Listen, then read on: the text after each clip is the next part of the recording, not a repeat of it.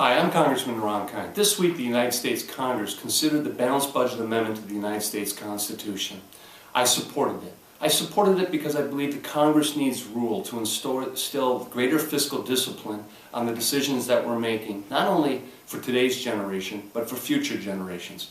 But I also believe that the easier response than going through the laborious process of trying to amend the Constitution of the United States is just reinstituting pay-as-you-go budgeting rules.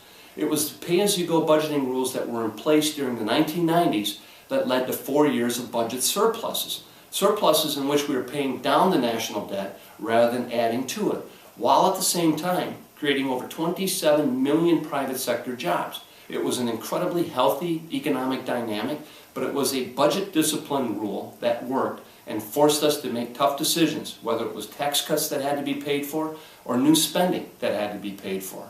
Unfortunately, when President Bush took office, along with Republican majorities in Congress, one of the first things they did was they got rid of pay-as-you-go budgeting. That led us on a course of fiscal recklessness. It enabled them to support 2 wars that were not paid for, 2 huge tax cuts that primarily benefited the most wealthy in this country that was not paid for, and you may not recall, but the main justification for those tax cuts was a fear that we would pay down our national debt too fast, which was laughable then as it is laughable now.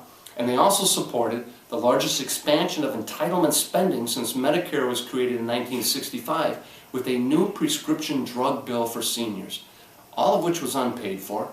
It doubled our national debt in 8 short years, and it left a 1.5 trillion annual budget deficit for President Obama when he took office.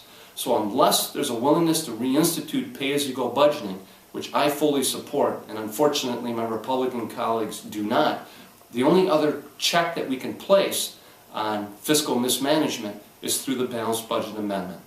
So there's work to be done through the Budget Committee in order to develop a long-term deficit reduction proposal, and time is of the essence. We must get our fiscal house in order for the sake of economic growth and job creation now, but for future generations especially.